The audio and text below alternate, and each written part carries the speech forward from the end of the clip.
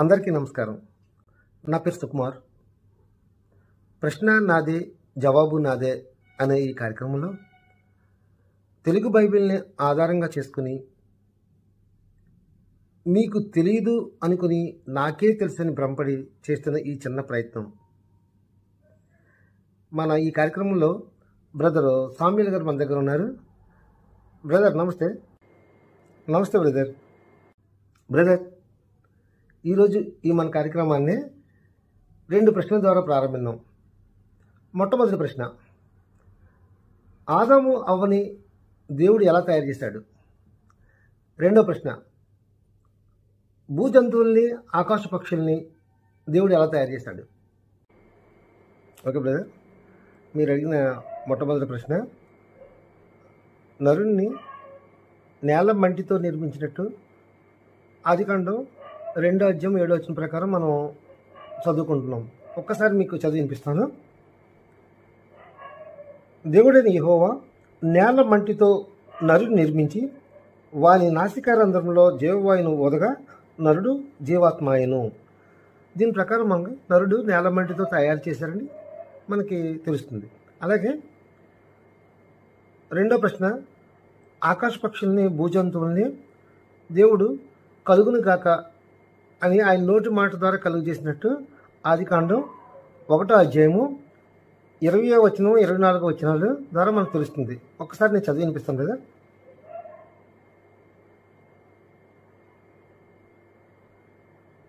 ఆదికాండము 1వ అధ్యాయము 20వ వచనం కదా, దేవుడు జీవము కలిగి చలించి వాటిని జలములో సమృద్ధిగా పుట్టించును గాకనియు పక్షులు భూమిపైన ఆకాశ విషయంలో ఎగురును గాకనియు పలికెను.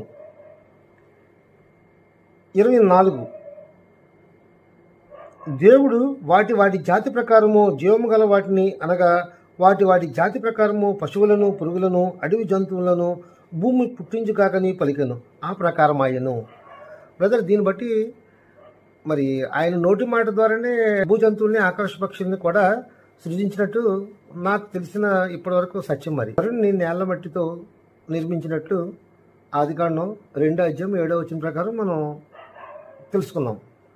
అలాగే భూజంతువుల్ని ఆకాశ పక్షుల్ని కలుగును కాక అంటే ఆయన నోటి మాట వలన పలికిన విధంగా అవి సృజించబడ్డవి అని చెప్పి ఆదికాండం 1వ అధ్యాయము 20వ వచనం 24వ వచనం ద్వారా కూడా మనం తెలుసుకున్నాం. బ్రదర్, మొట్టమొదటి ప్రశ్న కరెక్ట్గా చెప్పారు. 2వ అధ్యాయము 7వ వచనం ప్రకారం నరుణ్ణి మంటి నుండి తయారు చేసినట్టు అందరికీ తెలిసిన విషయమే.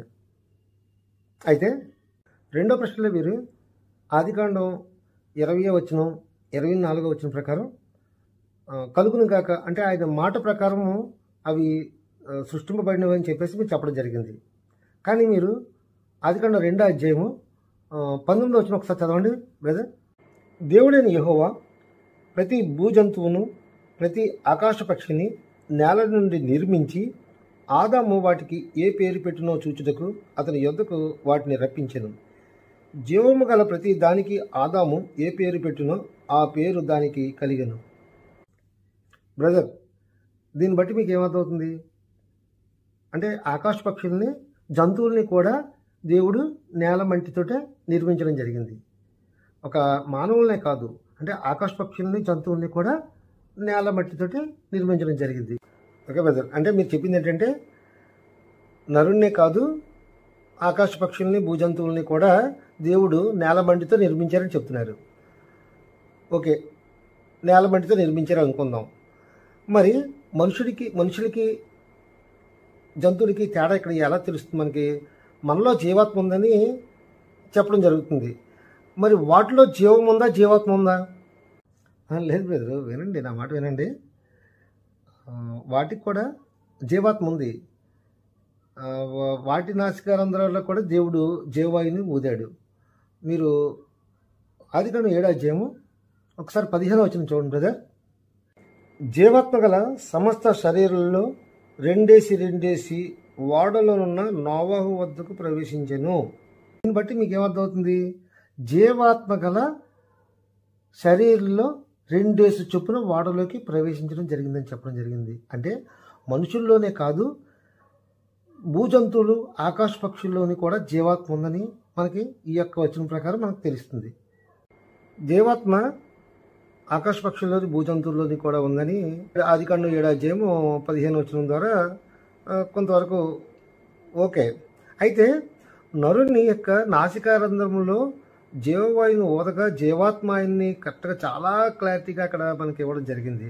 నరుని యొక్క నాసికారంధ్రంలో జీవవాయువుని ఊదాడని చెప్పేసి అక్కడ మనకి చెప్పడం జరిగింది. అయితే వీటిల్లో కూడా నాసికారంధ్రాల్లో జీవవాయువు ఉందని ఎలా తెలుసుకుంటాం మనం? ఆదికాండం 7:22 వచనం ఒకసారి నేను చదువుతాను బ్రదర్, చూడండి బైబిల్.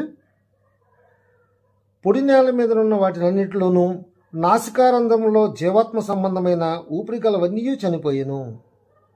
అంటే జలప్రళయం తర్వాత వాడలో ఉన్న వాళ్ళు తప్పించి బయట నాసికారంధ్రంలో జీవాత్మ గలవన్నీ చనిపోయాను. అంటే దీన్ని బట్టి మనకి ఏమర్థమవుతుంది బ్రదర్?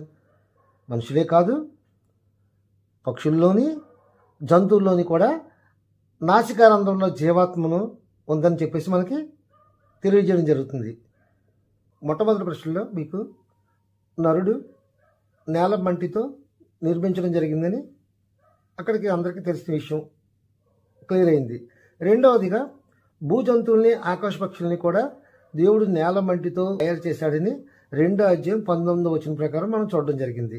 అంతేకాకుండా నరునిలోనే నాసికారంధ్రంలో జీవవాయువును ఊదగా జీవాత్మ ఆయనని మనం 2:7 వచనం ప్రకారం చూడడం జరిగింది.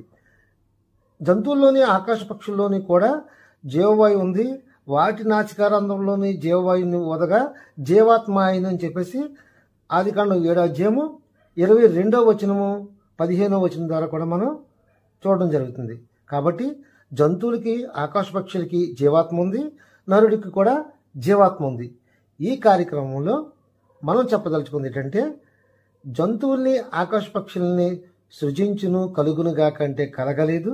కేవలం నేల మట్టితో తయారు చేయబడ్డవి జంతువులు, ఆకాశ పక్షులు, నరులు కూడా మట్టితో తయారు చేయబడ్డారు. కాబట్టి వాటిలోని జీవాత్మ ఉంది, వాటి నాసికారంధ్రంలోని దేవుడు జీవవాయువుని ఊదాడు. Okay brother, thank you brother. చాలా చక్కటి విషయాలు చెప్పారు. చాలా మర్మంతో కూడిన వచనాలు నాకు చూపించారు బైబిల్లో. మరి ఇప్పటి వరకు కూడా నాకు కూడా నరుణ్ణే మంటితో తయారు చేశాడు అని అనుకున్నాను. కాకపోతే భూజంతువుల్ని, ఆకాశ పక్షుల్ని కూడా మరి నేల మంటితో తయారు చేసినట్టు నాకు ఈరోజు తెలిసింది. అలాగే మనకు ఉన్నట్టే వాటికి కూడా జీవాత్మ ఉందని, వాటి యొక్క నాసికారంధ్రంలో కూడా జీవవాయువును ఊదగా వాయు జీవాత్మ అని చెప్పేసి చాలా విపులంగా మాకు వివరించినందుకు మరొకసారి మీకు నేను నా కృతజ్ఞతలు తెలుపుకుంటున్నాను. Okay brother, thank you. మరలా మనం 2వ ఎపిసోడ్లో కలుద్దాం.